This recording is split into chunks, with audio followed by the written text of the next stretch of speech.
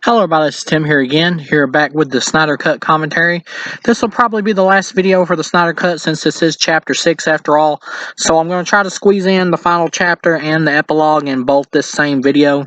So hopefully we'll be able to get this sucker wrapped up, and of course then I can move on to another commentary for hopefully Nightmare on Elm Street 2. That's what I'm kind of looking forward to doing, is doing some horror movies again. I'm kind of comic booked out after doing the Snyder Cut and it being so long. Not that I haven't enjoyed it, but just like I mentioned in my last part of my commentary, that of course I'm getting kind of burnt out because the film is so long, but it has been a fun ride. So without further ado, we're on chapter 6, Something Darker, in 3, 2, 1, play.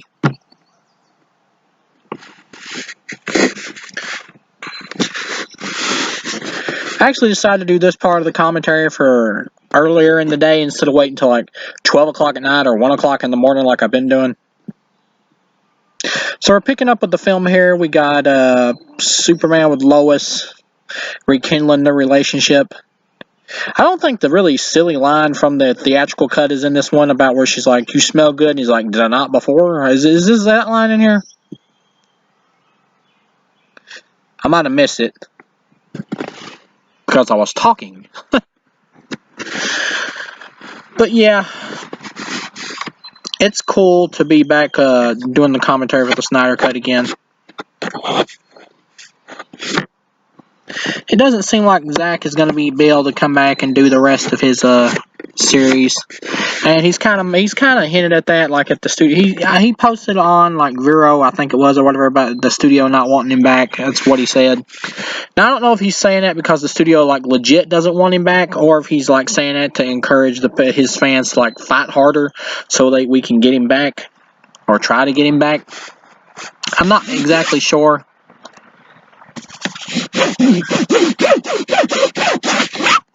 Either way, though, this is a great way for Snyder to go out. So, of course, even though I love his films, or his DC films, or even though I love this one, and I really enjoy the other two, if this is the one he goes out on, then, so be it. There's nothing I can do about it. Personally, I would love for him to be able to stay and complete his series. But if this is to be his final one, it's a much better, it's a really good way to go out than a lot of other people have gotten in their franchises who didn't get to finish their arcs or their series.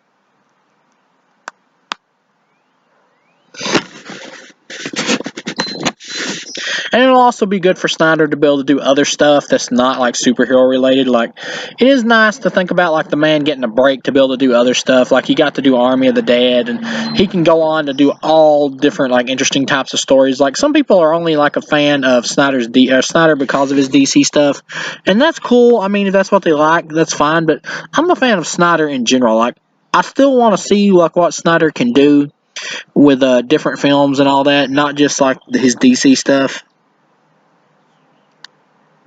I'm really excited to see Army of the Dead.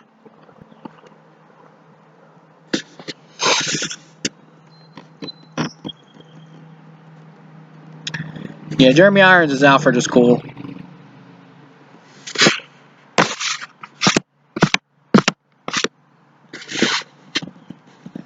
The Bat Flick.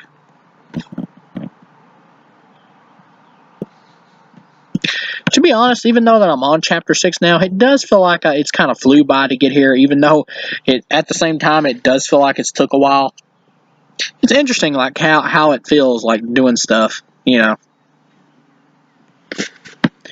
Fisher, Cyborg, great job. This is really a Cyborg movie at its heart, like I mentioned before, and that really works well here.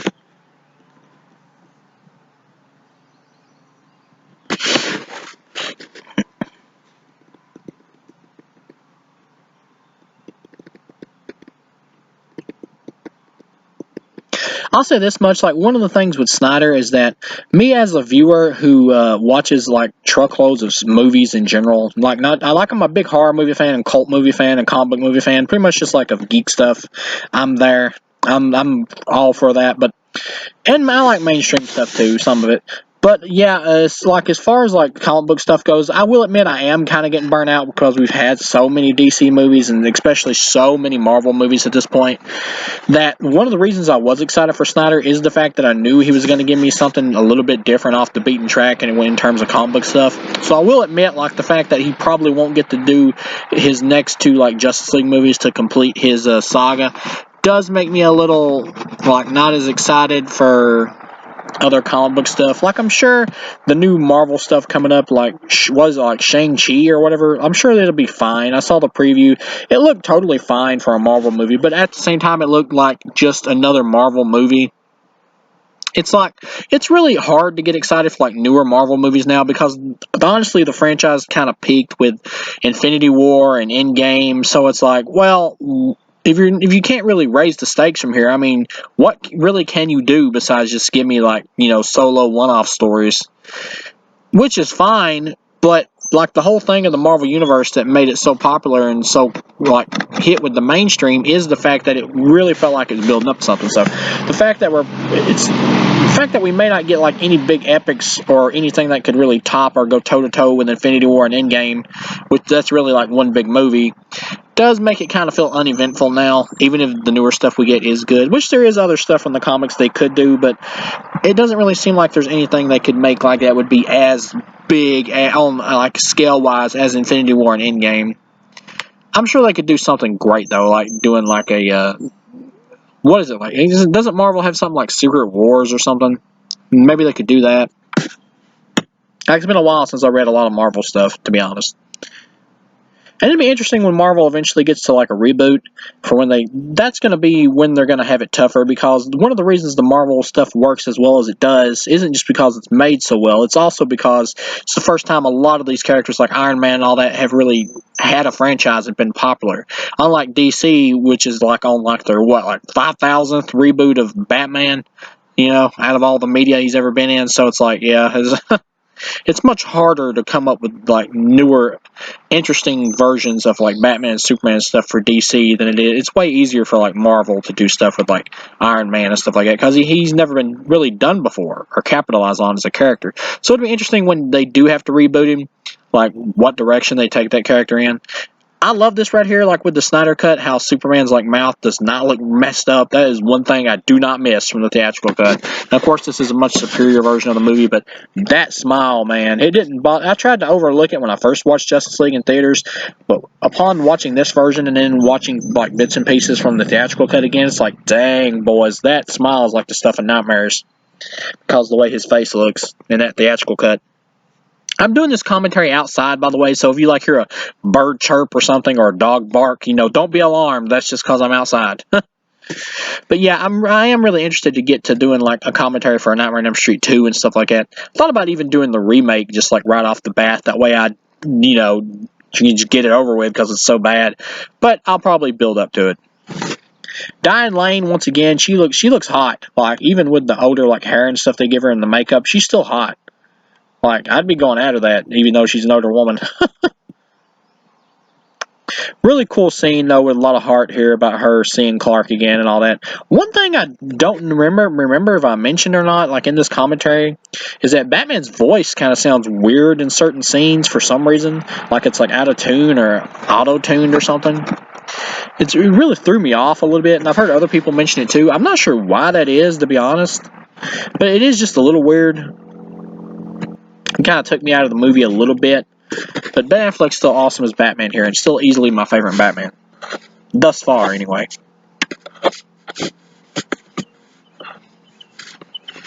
I'm not sure how Pattinson will do in his movie. I mean, he looks great, like in terms of acting and for what they're going for, from the trailer at least. But I'm not sure if like that particular version will be able to top Batfleck. Probably not, because Batfleck is pretty awesome, to be honest, the way he's done. Like, even if you don't like Snyder's movies, like, friggin' Batfleck is awesome. He's like the comic, like, jumped off the page.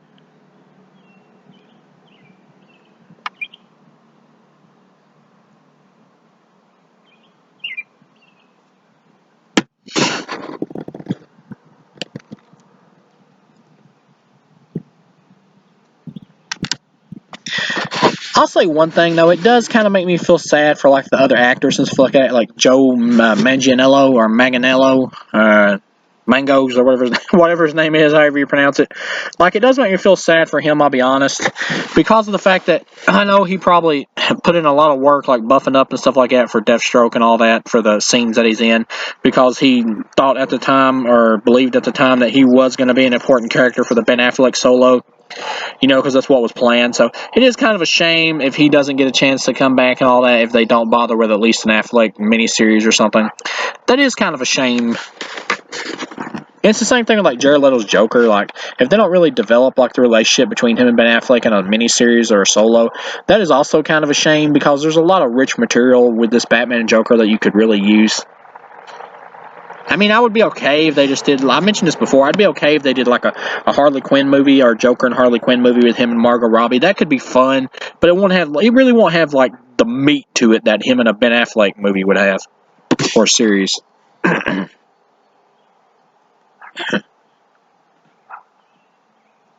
Partially because his relationship with Ben Affleck's Batman just comes off more interesting slightly because of their history that they've built up in these movies, like with mentions and stuff like that, and Robin's suit and all that, and they haven't really explored the Harley Quinn relationship with him, really. I mean, they kind of hint at it in the theatrical release of Suicide Squad, and I know that was actually fleshed out in the air cut, but we haven't got to see that one, so I can only go by the theatrical cut. So that's kind of a wasted potential thing thus far in the franchise.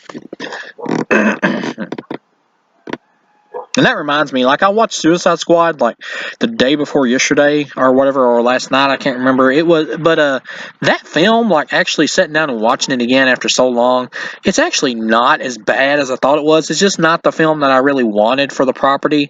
Like, it doesn't really feel like the comic books. That's like Suicide Squad done in like a Hot Topic type style for like more of a kids movie or whatever, which I'm fine with that. It's just kind of like a good, dumb, silly kids flick, kind of like in the vein of something like Batman Forever. The movie really has no weight to it because so much of the extra dramatic stuff has been like cut out of the film and reshot to make the film so much lighter.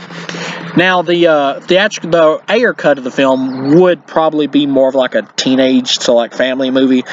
I mean, in terms of like who could enjoy it, like adults as well, because it would have more edge to it. But for what we got, it really plays like a kid's flick, like a dumber, sillier, like more childish to like preteen version of Guardians of the Galaxy, really. Which Guardians of the Galaxy was able to play for adults as well to have fun with.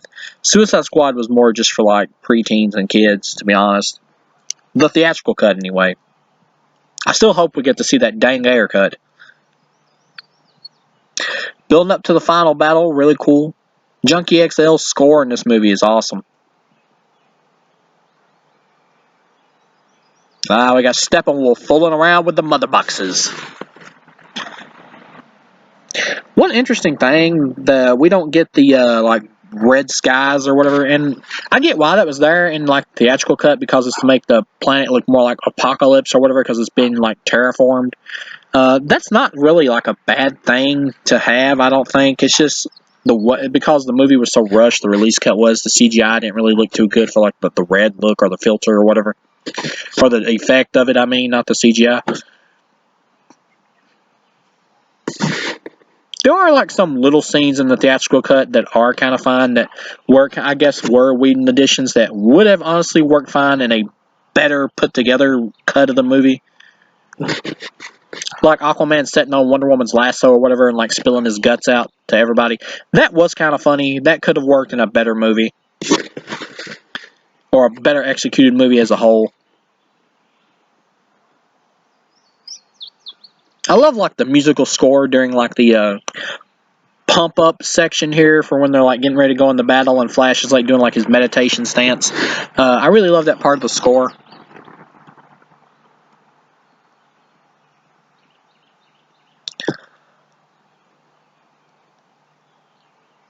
Really looking forward to seeing Michael Keaton in the Flash movie.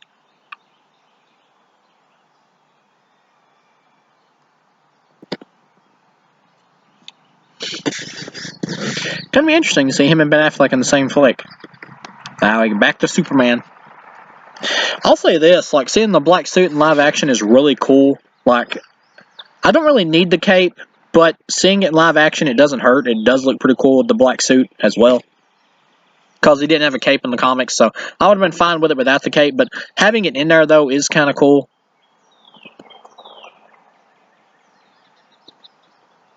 Because it looks, good visually, the cape does on the black suit. But yeah, I really like this black suit. It really helps, give us a more unique look for Superman that hasn't been done in live action yet. And honestly, if Henry Cavill came back, I would be totally fine with him just keeping this black suit. It would help, be a way to distinguish his Superman from other versions of Superman. Which is interesting because when they flash forward to the future or whatever, he has the black suit on when Darkseid has his hand on his shoulder, but after that, when he's turned psychotic, he's back to the blue and red suit. So it's kind of interesting of you get the idea that when he abandons his hero identity and becomes a villain, that he goes back to the traditional outfit, maybe in a way of mocking who he used to be or whatever. You could say that. But we'll probably never get to delve into that because Warner Brothers doesn't seem to want to continue with the Snyderverse for some unknown reason.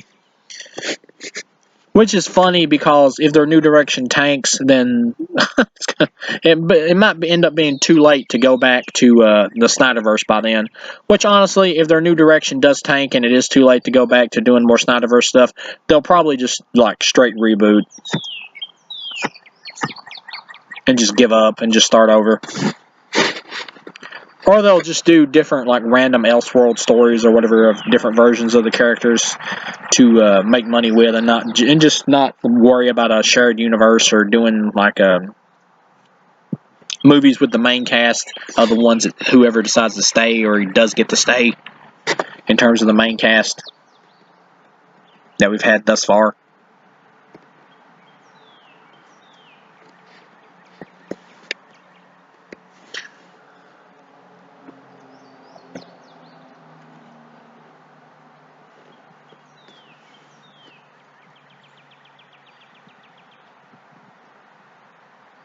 Yeah, I love that build-up action score theme or whatever. Sounds really cool.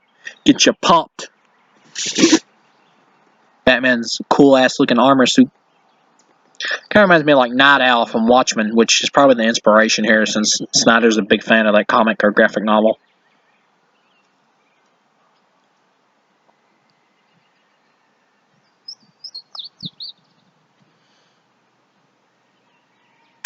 Pretty much in terms of HBO Max, just since we're on the subject of the Snyder Cut, because it came on HBO Max, pretty much in terms of HBO Max, other releases, I can't think of really anything else I'm really looking forward to besides Matrix 4. All the biggest stuff or the most interesting stuff has already come out, kind of. So I am interested in Matrix 4. I like Keanu Reeves, and I'm excited to see that. Other than that, though, I don't really think there is anything else that I'm that interested in. Oh, Suicide Squad 2, or whatever. It's kind of like a in-universe soft reboot for the new director style, James Gunn. I'm somewhat interested in that. I'll watch it just to review it. And also just out of curiosity, and because I'm a completist, I'm a DC fan, I'll be honest, I'm the type of guy that has to watch every movie in a series, regardless of how much I'm interested in it, just because I want to see every sequel, even if it is terrible. So I'll watch it regardless, no matter what, and do a review of it.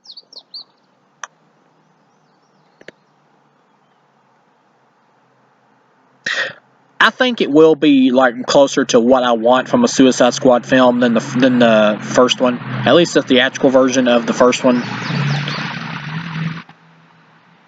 In terms of tone, I like the more wacky type bloody vibe, with the rated R thing that James Gunn is going for, that he was allowed to do.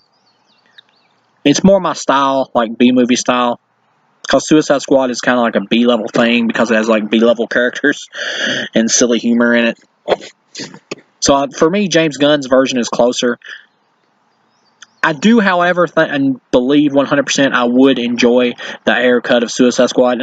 And now that I've watched the theatrical release, like I said, I don't really hate it. It's just not really for me. It's a dumb, Hot Topic style kids flick. It's just not for me. I'm just too old for that kind of stuff now. It doesn't mean that I don't like it. I could put the movie on in the background and be fine with it.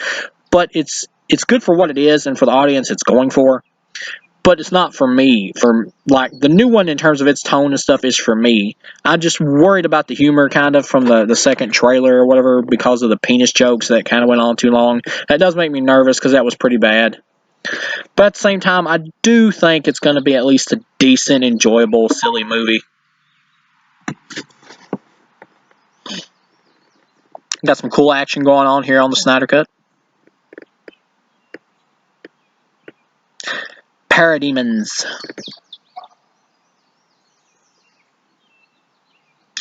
I will say this, like, in terms of Batmobiles, I may have mentioned this before in one of the other chapters of the commentary, but in terms of Batmobiles, the Tim Burton one is still my favorite. I love the, like, just comic bookish look and design to that. All these other Batmobiles, like, since then have been more, like, tactical and stuff. Like, I didn't even mind the Batmobile in, like, Batman Forever. It was kind of stylish and cool looking, too. The one in Batman and Robin, though, was terrible looking. Way over stylized.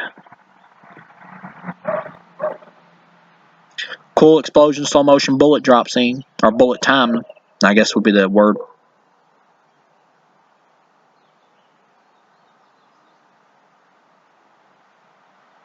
If you've been sitting with my goofy ass through all and listening to me through all these like commentary chapters, I hope you've had at least a somewhat interesting or good time, or at least been able to listen out of boredom as like something in the background.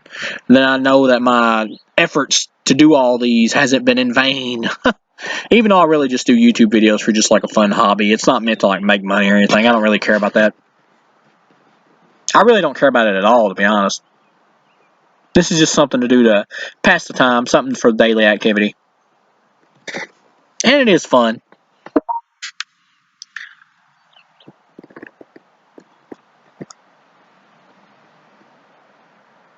I love the Flash reverse time scene in this climax. We're not at it yet, but just to jump ahead a little bit, I love that moment when he's like reversing time and the ground underneath him is like coming back together as he's running. Just really cool. That was a great shot. If Superman had been there, he would have been like absolutely perfect. Like in some way, shape, or form, I kind of wish that they would have done like another shot like that with Superman in the final act or whatever when he returns. I do wish they could have. Well, they do actually, kind of, when they're all standing on top of the thing at the end or whatever, and it's like pans out and we get to see them all together in a group. Yeah, that was pretty awesome. But that like battle shot though, with them in battle though, that's just a little bit cooler.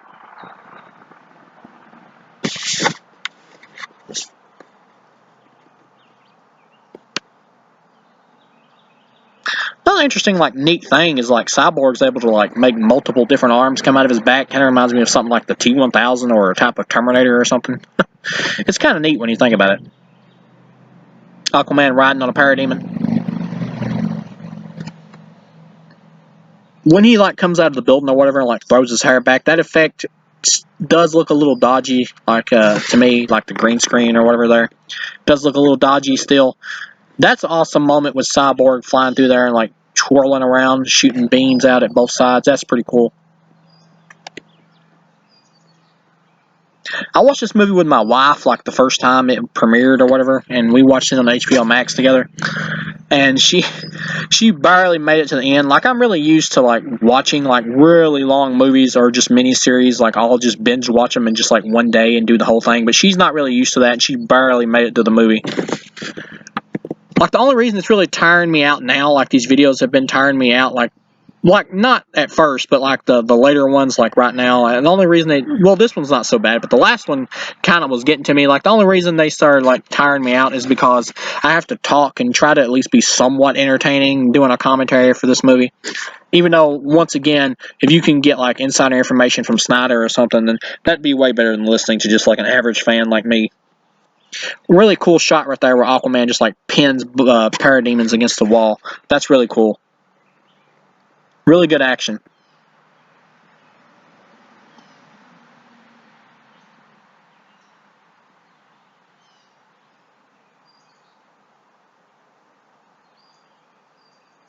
Yeah, Flash is really cool in this Snyder cut. He was just kind of the overly oddball in the theatrical cut. He was almost too odd, even though I didn't hate him in that version.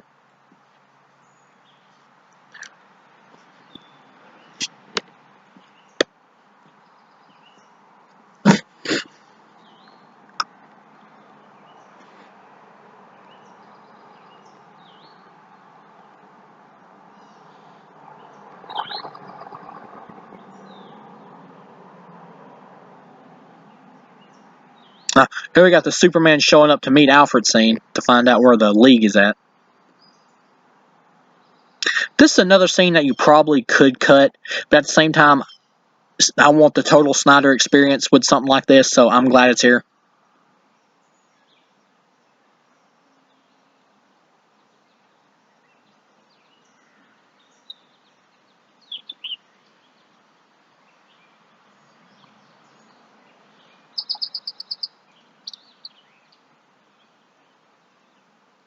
Oh, showdown.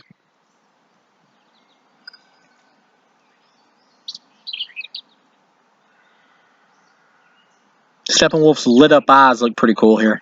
Better than they did in the theatrical cut. That's because, well, that's kind of because Steppenwolf's a better character here, so it's more impactful when you see it.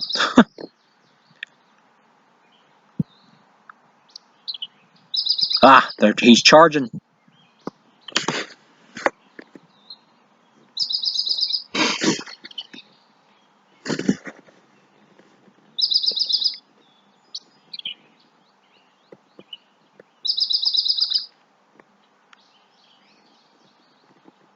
Wonder Woman's there. Uh-oh. It's hit the fan now.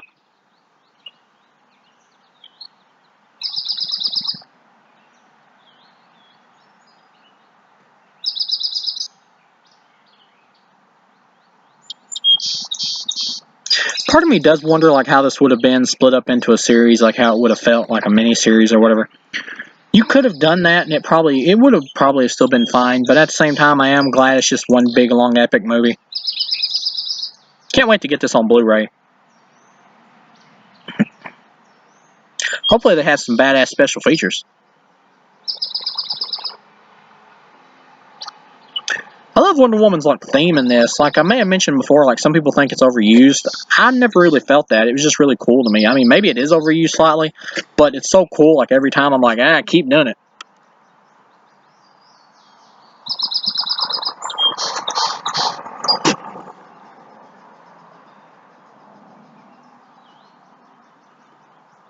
Oh, he's touching the mother box.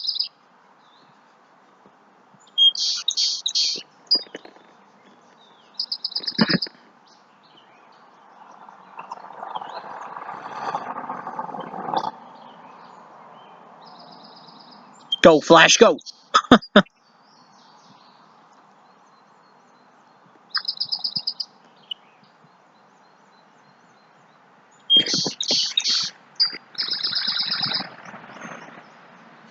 I love the multiple arms for Cyborg. He's like, get the hell off me. It just really, because of the tone of this version and all that, and Cyborg's like, character development, it really makes you feel for the character and to root for him to kick Steppenwolf's ass in some way, shape, or form.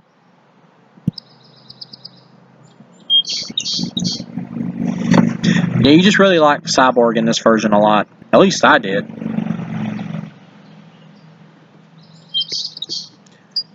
I think I mentioned this in the Batman vs Superman like commentary. I really enjoy like the special effect for the magic lasso for Wonder Woman's lasso, and I know I've probably like repeated stuff because this commentary has been split up into chapter like parts or whatever. I know I've probably repeated stuff that I've said in like other videos or other random sections of other videos that are part of my Snyder Cut commentary. So for that, I am sorry. But at the same time, because this movie is so long and because I have done it in chapters, there obviously is going to be stuff that I have forgot that I've already said.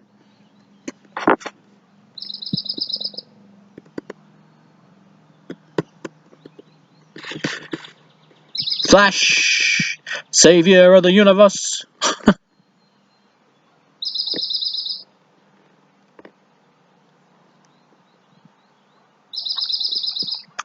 Yeah, really rooting for Flash.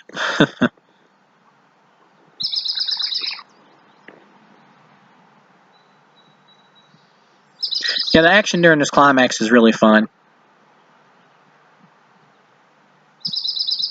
Makes me wonder, like, how much more of the movie has left. Like, I'm trying to remember. Like, of course, I know what happens, but at the same time, though, I'm not really sure, like, how much longer it has. Because I know we're getting pretty close to the nitty gritty.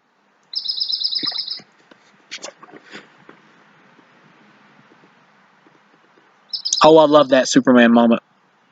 Like, I like the ice breath or whatever, freeze breath in the theatrical cut, but it's way cooler here with the way Superman just shows up like a tank and just like destroys the axe. Really cool. Just the moment itself, because once again the movie is like paced so much better and put together so much better that it really just feels really epic and cool when he shows up and does it. Like, not impressed. Henry Cavill's awesome here.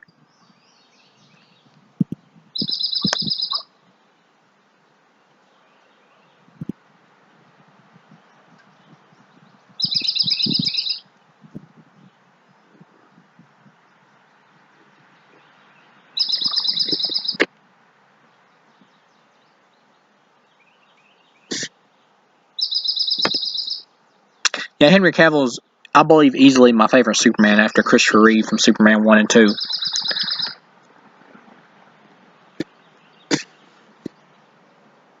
Like, not counting, of course, like the animated series. I mean, if we count that, then Superman from the animated DCEU or whatever, DCAU, is obviously the best Superman in my opinion.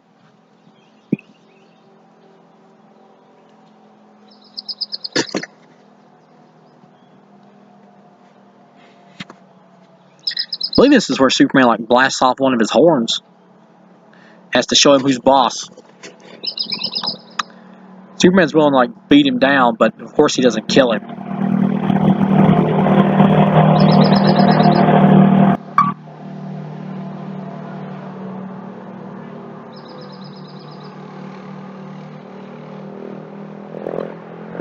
Really cool action. And once again, if you hear like a vehicle in the background or whatever like that's going on right now, it's because I'm doing this video outside. So sorry about that.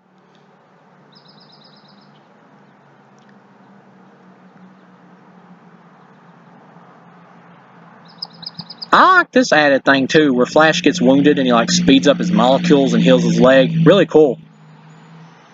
Really adds to the character too.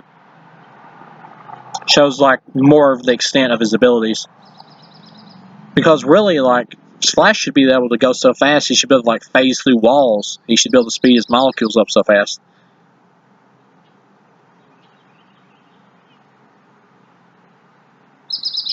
I think they might even do that in one of the animated shows. Of course, if you've seen this already, which I'm hoping you have, the portal opens up and we get Darkseid.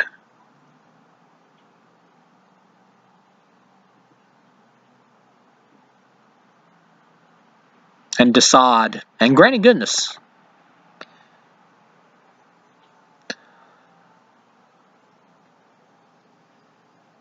To set up for a future, hopefully, we will see in some way, shape, or form in another Snyder-directed movie. But even if we don't, it leaves us to ponder something awesome.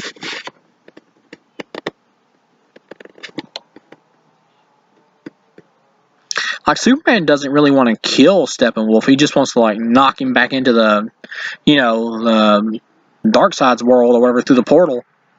But then it's like Wonder Woman who decides to cut his head off.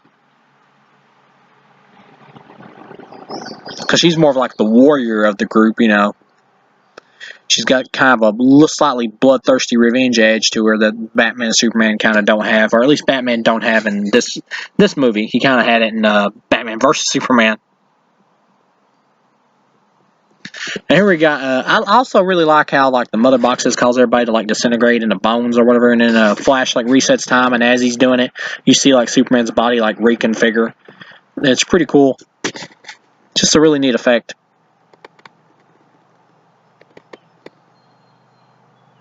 It's really weird to me that Warner Brothers really thought that, like, one of the big problems with Batman vs. Superman was that it was too long.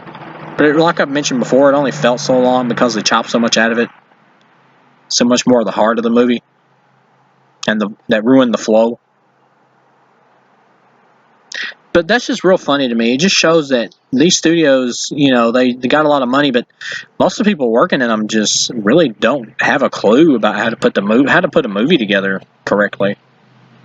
And like me, I'm not perfect at it, but I could give better advice than a 2-hour mandate for a freaking Justice League movie.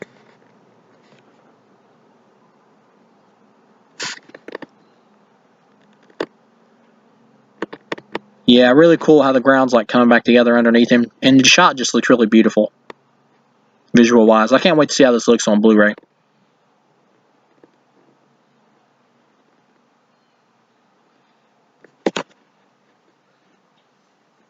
Maybe the Snyder Cut will have a Snyder commentary. You never know. Although I wouldn't blame Snyder if he didn't want to sit there for 4 hours and something. Because this is a long one. Maybe him and a group of friends, it wouldn't be so bad. Me, I'm having to do it by myself.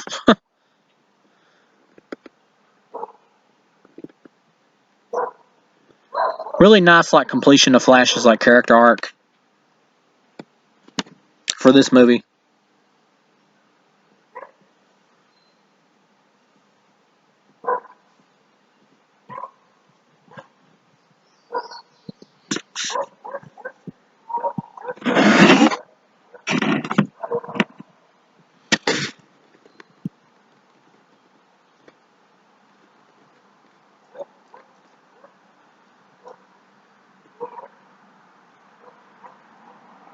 This is really neat when we go, like, inside Cyborg's mind or whatever.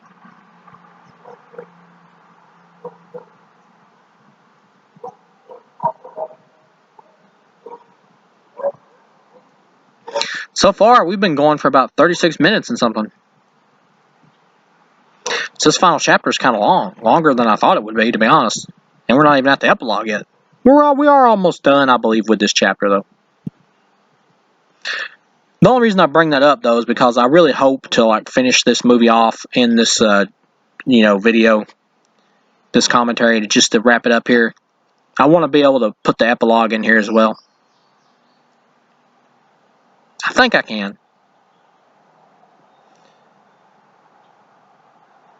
And mostly because I got a lot of other crap I got to do today. Or just other stuff in general.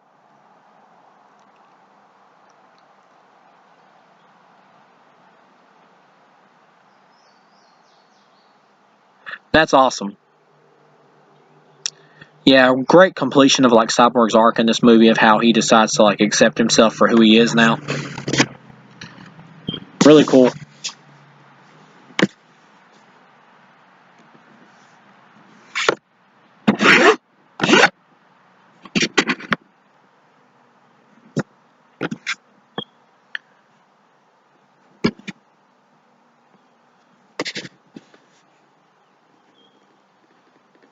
Go, Superman, go.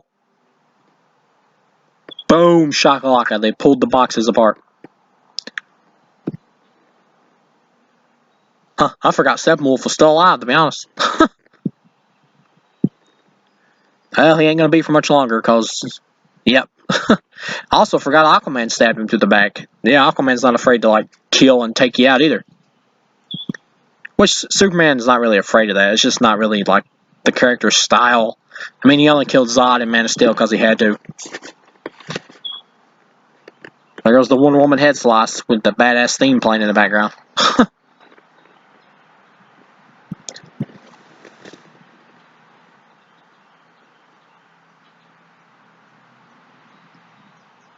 There goes the body and the head.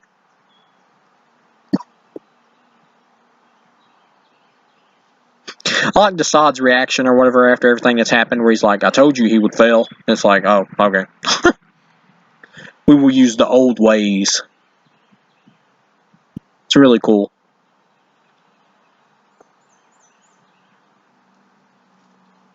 It does make me wonder, though, if Snyder would have brought in, like, Highfather and stuff like that from, like, the characters from New Genesis who are, like, the neighboring planet of Apocalypse or whatever. Would he have brought them in for, like, the sequel to this? Possibly. Or he would have just, like, let them be using, like, a New Gods film, you know, and not, like, brought them into, like, a Justice League 2 or whatever. Just had that focus on Darkseid. You could do it that way.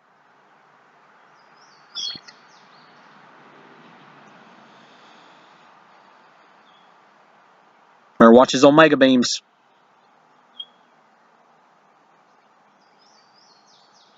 It is funny, like, doing this big epic commentary for this big epic movie, like, as a fan. It is kind of funny doing it. Just because, it's almost like I'm gushing over the movie most of the time because I don't really have a lot of insight for it. And I don't have anybody to play off of because I like to do these commentaries myself. So it's like just kind of me gushing over everything that's happening. But at the same time, hopefully it's entertaining, at least somewhat.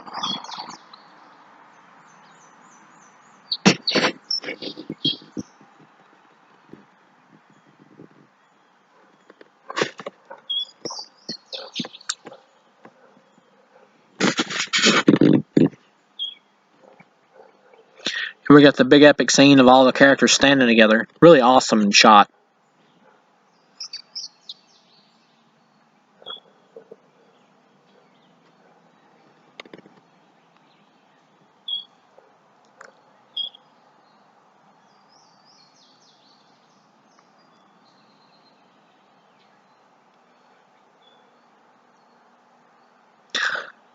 We also get to see, now that I remember it, we also get to see like Batman with like the Bat Tank or whatever from Dark Knight Returns, who like took out the mutant gang, I believe, or he used it during that section of the comic. I think we get like a glimpse of it. Yeah, we do. So that's pretty cool. That would definitely be something badass to see in a sequel to this, or even an Affleck solo.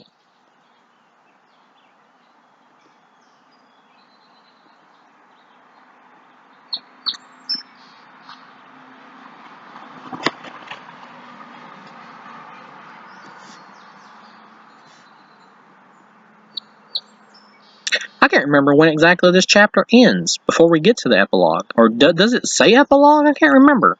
Or if it just plays straight through.